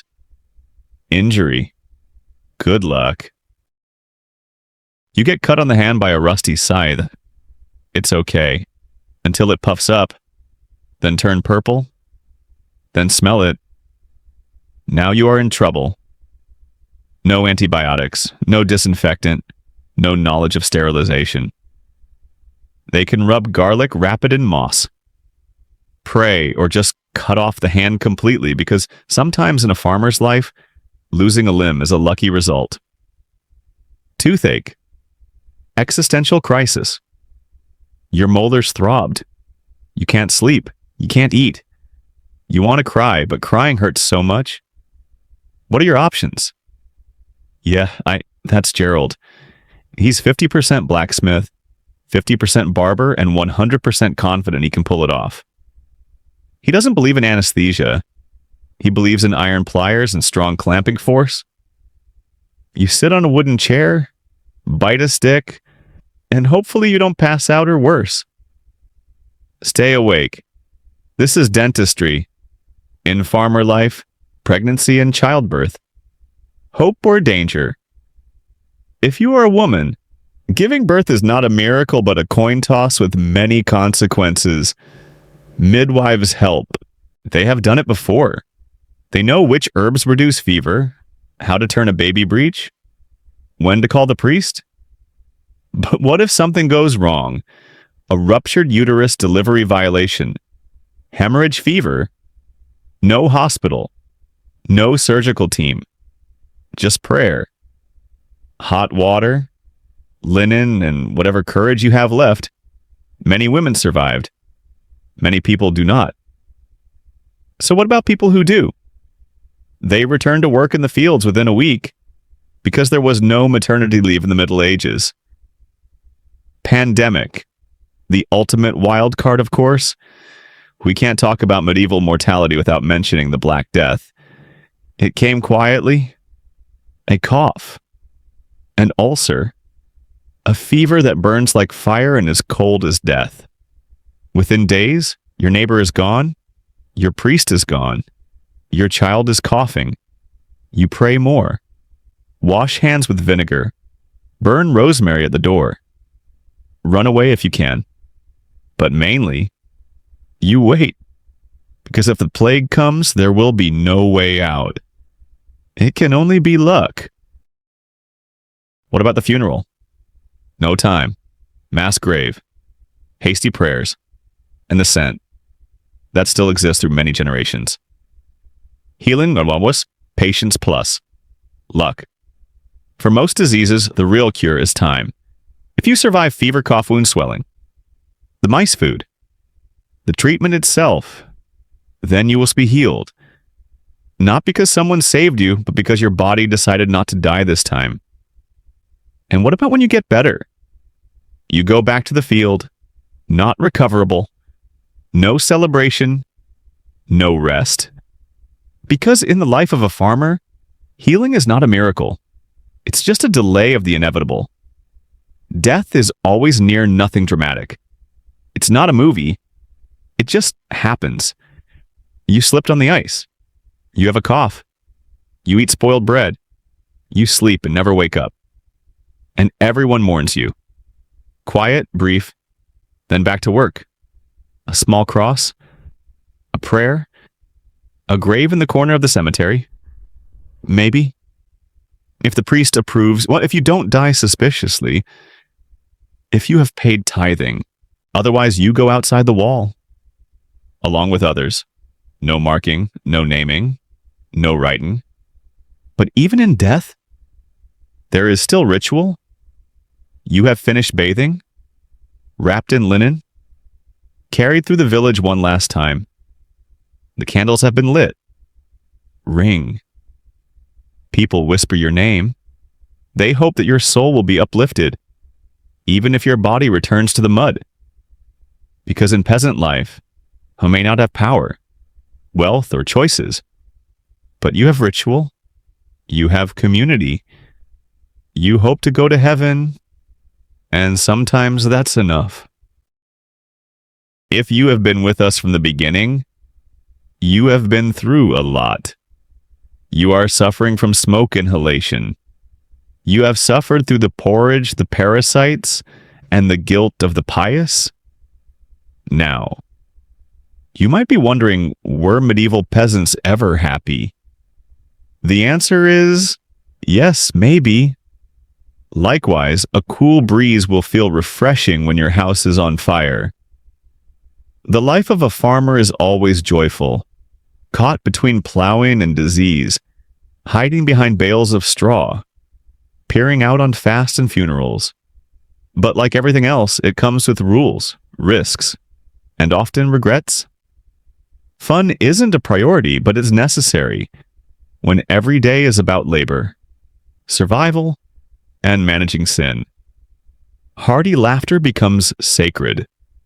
Having fun is not encouraged, but it is not forbidden either, as long as you don't overdo it.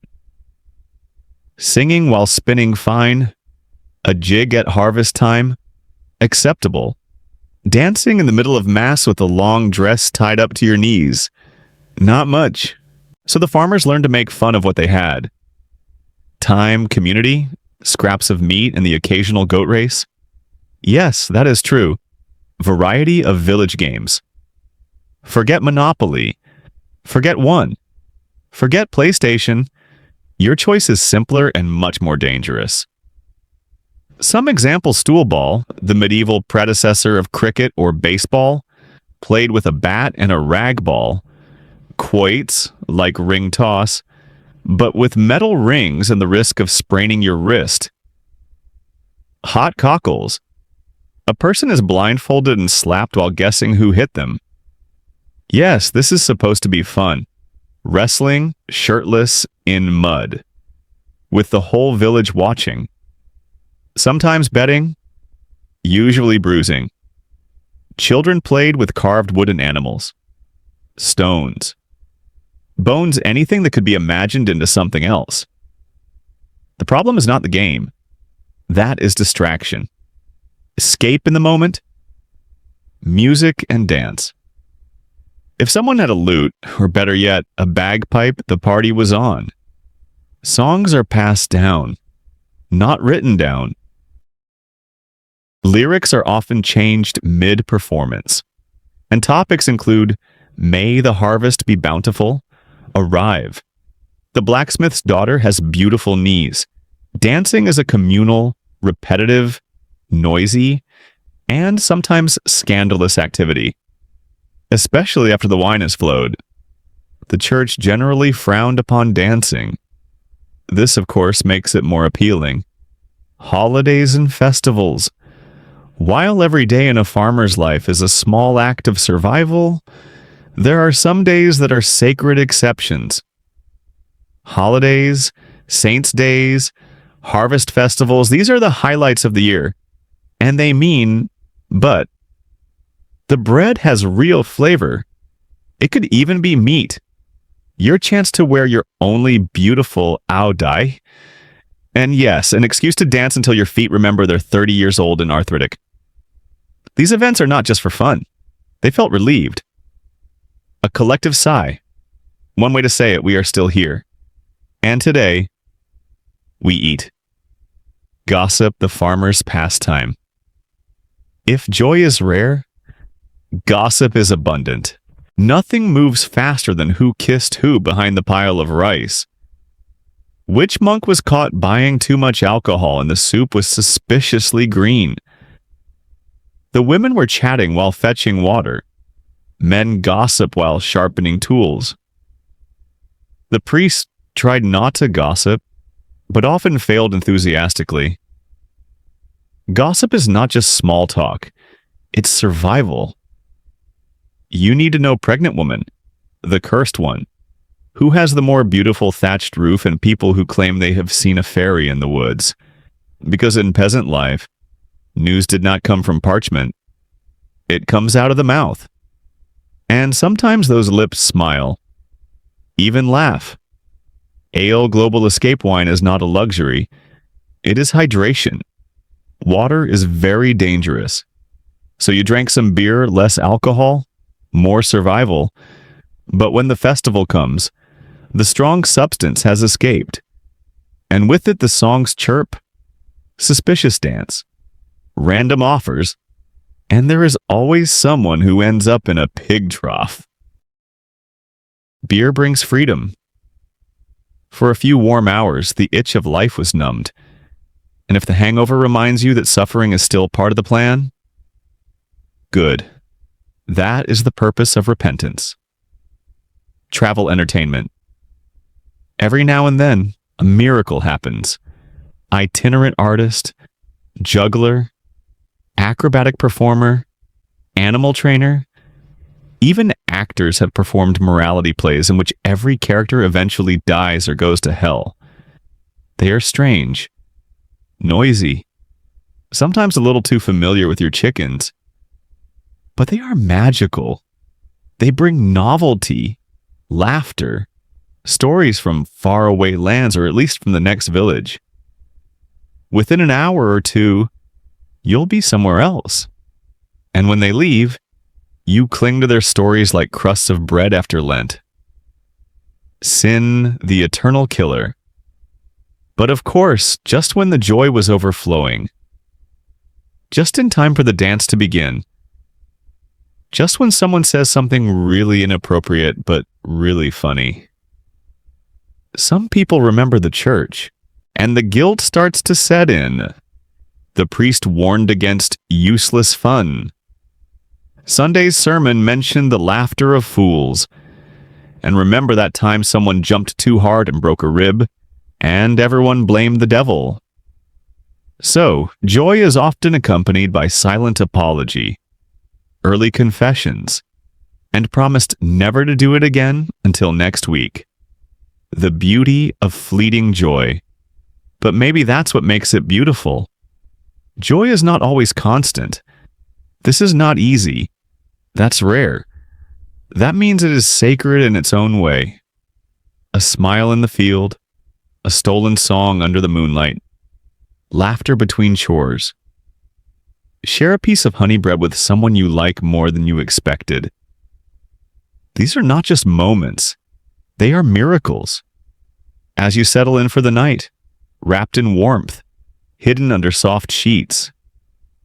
Stay away from fleas, tractors, and public tooth extraction. Miss Laughter is present here too. Farmer life is not all suffering. It's the endurance, epitomized in song and tempered by beer. And if joy sometimes smells like sweat and rotten cabbage, good. At least it's true. We have been through it all.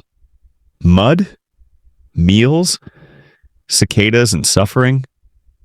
We have huddled over smoky fires, eaten from broken bowls, and watched the church bells dominate every hour of our fictional lives. So now, as we come to the end of our journey, a gentle question echoes in the silence. What does all this leave? What legacy did millions of poor, anonymous peasants leave us? Modern humans with toothbrushes, touchscreens, and thermostats. The answer may surprise you, because while history often remembers kings and popes, generals and saints, farmers are the backbone. And what about the land they have to work so hard for? That dirt became the foundation of everything. They fed the world each loaf of bread, each pot of soup. Every banquet served to a noble family or monastery involved the contribution of a peasant. They plow the fields. They sow seeds. They harvested the grain. And they did it without glory, without pay, without comfort, but without them. medieval life would collapse. No food, no trade, no taxes, no civilization. They are anonymous, but necessary. And although there are no monuments named after them, every harvest still echoes of their labors. They built lasting communities. In small huts and muddy lanes, peasants built something deeper than walls. Belonging. Surname help each other overcome hunger, raise each other's children, sow ow die for each other, and bury each other with respect and prayer. In the midst of difficult circumstances, they have developed resilience. In their rituals, they pass on culture. With their persistent hope, they created society. Many medieval villages still exist today, modernized, paved, expanded. But what about the original layout, the skeletons underneath the buildings? Those are the footprints of the farmer, still maintain modern life, quietly, persistently. They carry stories through song and land. Farmers do not leave great paintings. They don't write manuscripts, but they still sing. They tell stories surrounding the fire. They pass down legends through lullabies. They carved their names on the barn walls and wrote their prayers on scraps of wood. They remembered. And they teach memory how to survive without ink. Many of today's folk tales, idioms, and customs have their origins in their speech. Unrecorded but not forgotten. In some old lullabies still sung in some parts of Europe. You can hear the rhythm of the fields and the pain of a woman kneading dough while holding her baby. They innovated quietly. It was not only the nobility or monks who pushed technology forward. Farmer-tested crop rotation, hand tool development, improve tractor, raise healthier livestock, and learn which herbs have medicinal properties and which ones don't. They do not write theses, but through trial, error, and necessity, they pushed human knowledge forward. Their contributions are very practical, often invisible. But what if we don't have them? Progress will be stalled. Literally. They have maintained mental endurance. We talk about medieval religion in terms of the church and the bishop, but real spiritual survival lies in the huts. The farmer's version of faith is different, less about dogma, more about daily persistence. They do not ask questions about theology. They live like that every minute, praying while working, crossing themselves when they heard bad news, lighting candles for lost children. Their religion is woven into the rhythm. Harvest, birth, death, feast, drought, blessing, loss. In this continuous cycle of labor and belief, they created something rare. A faith can survive in the mud. And sometimes that's the strongest kind. They taught us the value of an invisible life. In history books, they are recorded in a paragraph, maybe a line. Often farmers work on the land. Just that. But think about how they really lived. Decades of tireless work, unassisted childbirth. Death without medicine, food is not varied. Winter without insulation, summer without shoes. Hope has no guarantees, and still, they just keep going. They do not command armies. They do not write philosophy. They just survived. And in surviving, they gave us everything we have today. They remind us to be grateful. Tonight, as you lie in bed, warm, safe, full, and not covered with lice, remember that comfort is not the norm. It is a gift earned, layer by layer, by those who came before. Farmer life is very harsh, but it's also very honest. It taught us cherish the warmth, to enjoy bread, laugh when nothing is funny, love even when you have nothing to give. And hope? Stubbornly. Their lives are so small, but their legacy is immense. As you fall asleep, know this: you carry their story.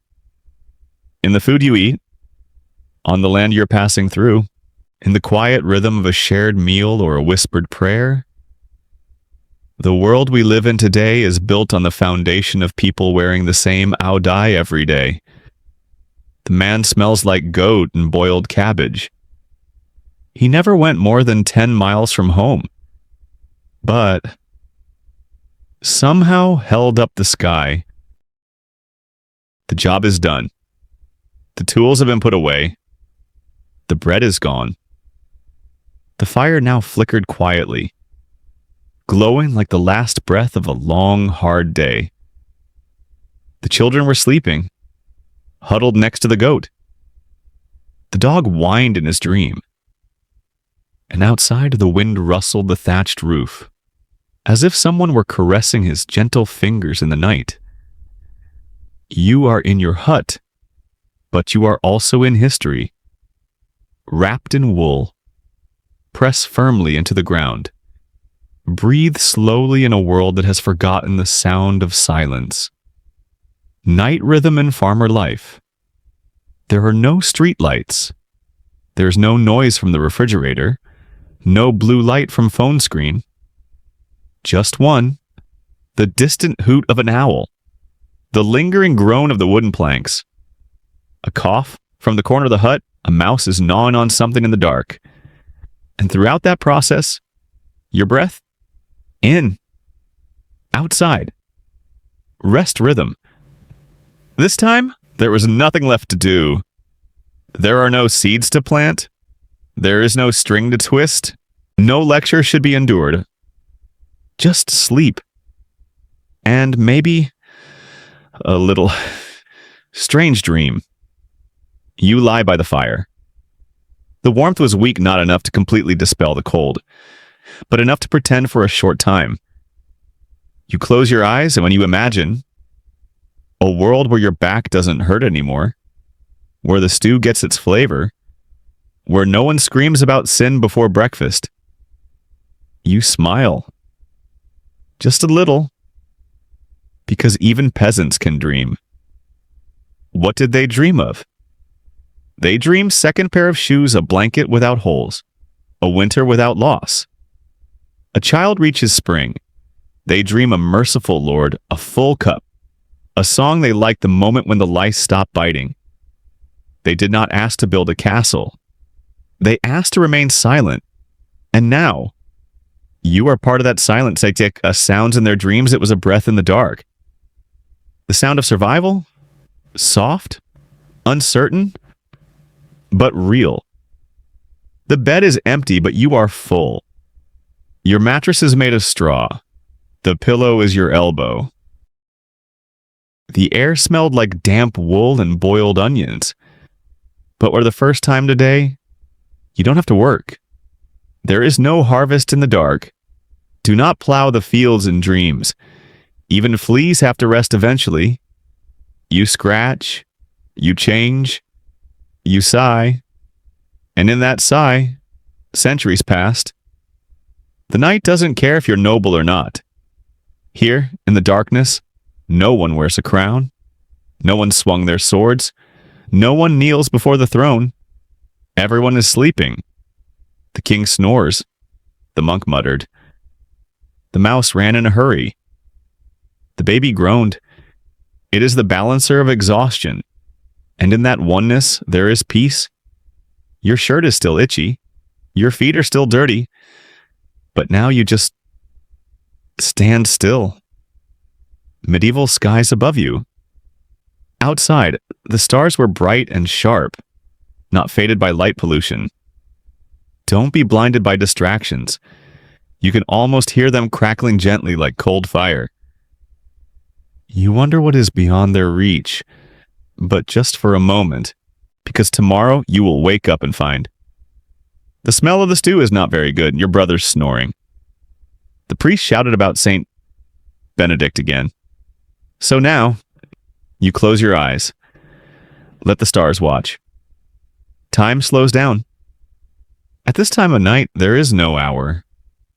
Just need space. There is no pressure to fall asleep. No need to rush into dreaming. Just breath and warmth. And the whispering wind sounds a little like your mother used to hum. You don't have to remember. You don't need to know. Just take a break and let it happen. Somewhere, someone is humming a lullaby. A mother is rubbing her thumb on her baby's forehead. A father was whispering a story vaguely remembered from his youth. A sister was watching the constellations through a hole in the roof. They don't have much, but they have each other. And they have to sleep. Sometimes that's enough. And so you drift. You don't realize when it happens. The sound becomes faint. The air becomes softer. Your body sinks, finally giving in. It's not cold anymore. No more scratches. No more scraping the pot to get that last radish. There was just silence. Your hands are relaxed. Your jaw is relaxed. Your thoughts become quiet like birds perched on trees at dusk. And this time, the world doesn't ask anything of you. It just lets you be yourself. In the morning, you will wake up to the sound of church bells. Your back will hurt. Your feet will freeze. You will reach for yesterday's bread and today's burden. But now you sleep next to your ancestors. Immerse yourself in their silence. Be carried by their rhythm. You are part of the story. Story about farmer's life. Our story. Covered with dirt. Lit by fire. Soften at night. The world became quiet. Snow fell across the fields like an unwanted blanket, but everyone had to sleep under it. The wind had stopped blowing, hidden somewhere in the woods, too cold to be able to roam as usual. Your breath hangs in the air, heavy, slow, like a prayer frozen before it can reach heaven. This is the winter of farmer life, and winter changes everything. The morning doesn't start, it's gradual. You don't wake up full of energy. You wake up to the cold that has taken over you. It crawled under the blanket. Slide between straws. Touch your spine until you curve tighter, hopefully disappearing into your ribs. There is no sun, only gray. The fire's out, and with it comes the feeling in your fingers. You don't want to get up, but you have to. Because famine is not seasonal, and goats still need hay. Dress like an onion. You don't have a coat. You rank a linen a sweater a second. Oh, die if you are lucky, a scarf made from a recycled sack. And the socks probably belong to your grandmother. However, the wind still blows. However, your toes remain numb. However, when you step into the boots, you feel like you are stepping into a bowl of cold soup. This is not fashion. This is survival. Each layer is a plea for cold. Not today. Please. Breakfast is heat, not food. There are no festivals in winter, no fresh eggs, no vegetables. Nothing interesting, only a piece of bread, hard and silent, a ladle full of soup. Reheated on the fourth day and a sip of warm beer. If the fire is strong enough to melt the keg. You eat fast, not because it's delicious, but warm food is better than cold air. The silence continued. Even the dog did not bark. Going out is a test of will. You push the door open. It sticks and freezes to the frame. It's quiet outside, and the snow made everything silent. The neighbor across the street is feeding the chickens. They clucked in confusion. A person sneezes. That's the only sound you hear. The cold changes your movements. You move slower, not because of laziness, but because every movement costs heat. You chop wood in short batches. Get water while your fingers are still listening. Use a stick to break the ice and hope the well doesn't freeze completely. Every mission is like swimming in syrup. But it had to be done anyway, because the cold doesn't care if you're tired or not, or sick, or grief. Cold is just that. Noon means fire. If you're lucky, you go back inside. Defrost hands over hot coals. Blow gently, hope for life. Fire is no longer just warmth. That's the company. The only voice in the silent day. It cracked, hissed, and smoked. It reminds you that you are still alive. And when the fire burns, you will smile. Because in this season, fire's a kind of magic. No job, but you are not idle. The fields sleep under the snow. The tools are hung gently on the hook. But you still have to work. Friend, mend your shirt. Spare wool twist, scrape the soot off the fireplace count. Radish hope is enough. You don't rest.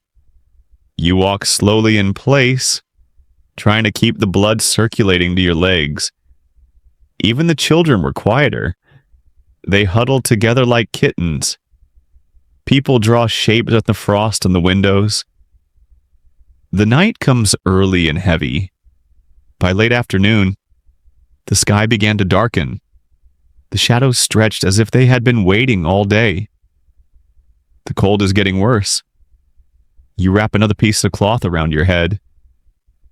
You listen.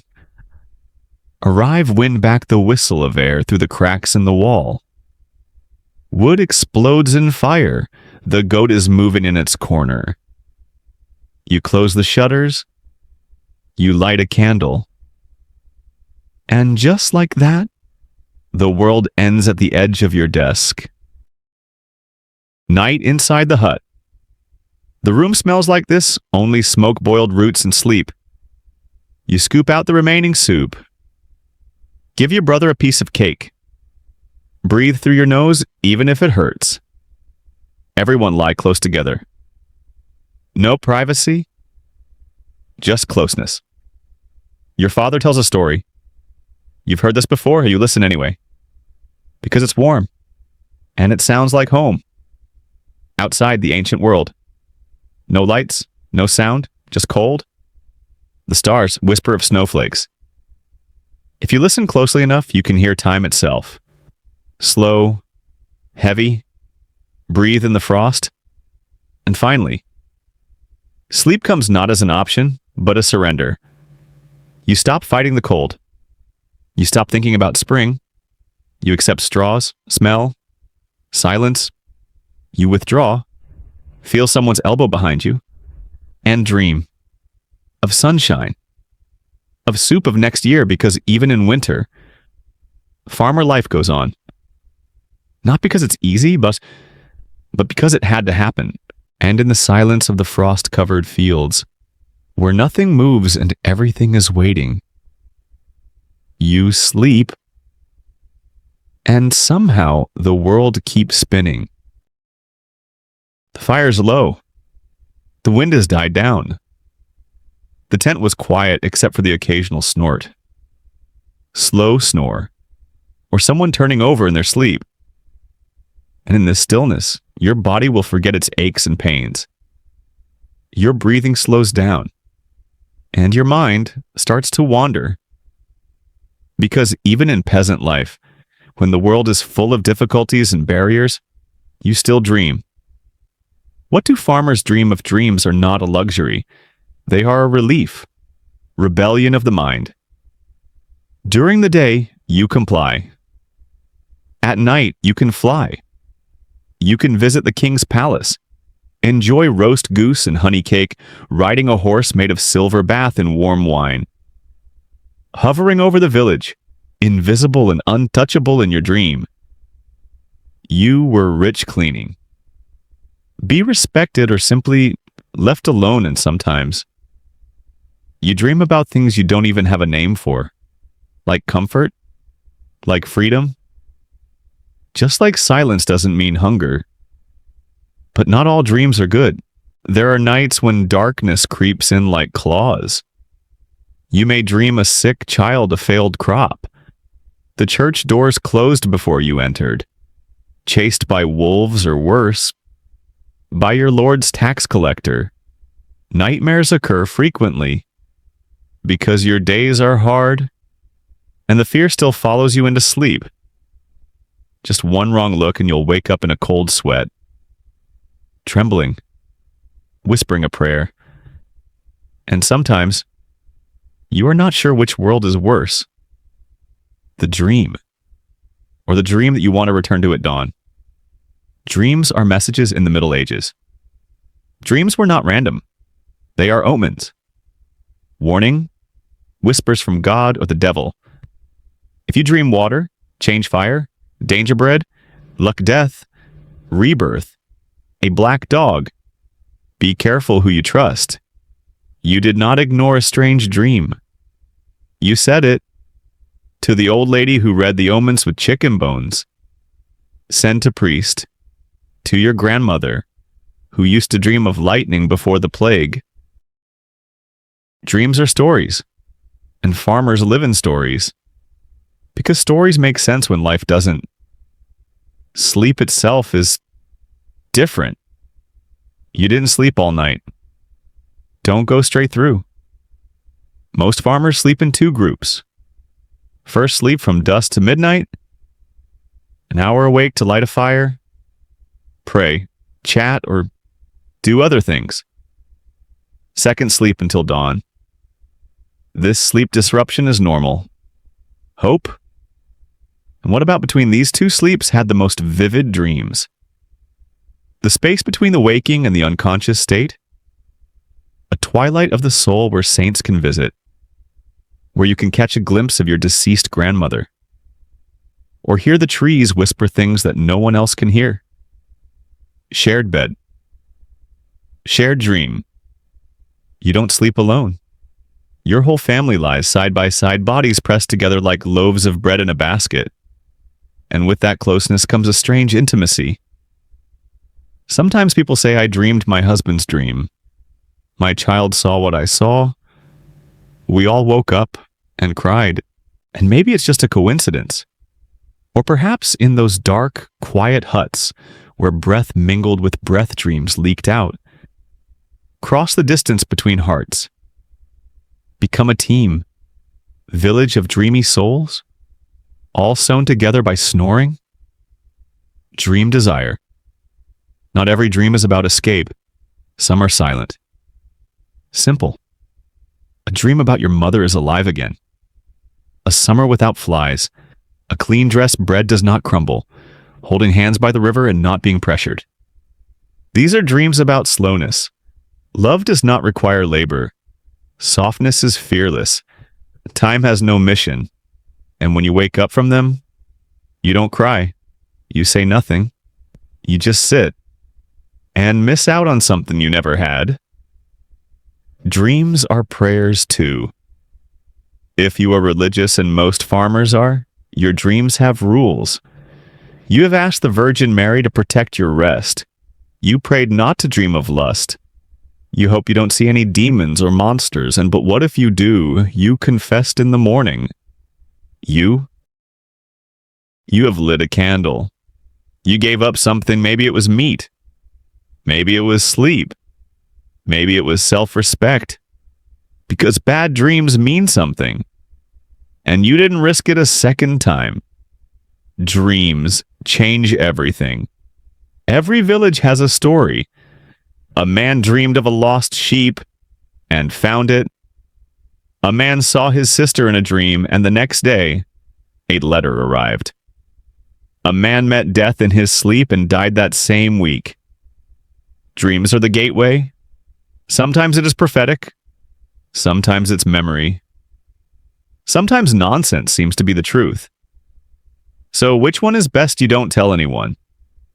You just need to bring them with you, like a warm rock in your pocket, until they fade, or until they come true. So tonight, let your mind be lighter. Let your thoughts drift away like smoke on old wood. Let yourself remember a place that never existed. You don't have to understand your dreams. Only it belongs to you. Just like what happened to those who came before you. A peasant woman was sleeping by the fireplace, dreaming of a house with glass windows. A farmer was drifting off to sleep, imagining a barn free of mice. A boy dreamed of flying over a wheat field like a hawk. And now you, wrapped in cloth, bask in the silence, waiting for your own gentle vision. Because in farmer life, no bedtime stories, no white noise machine. Yes, melatonin. Only fire, breath, straw, and sleep. And with sleep, it's time to dream.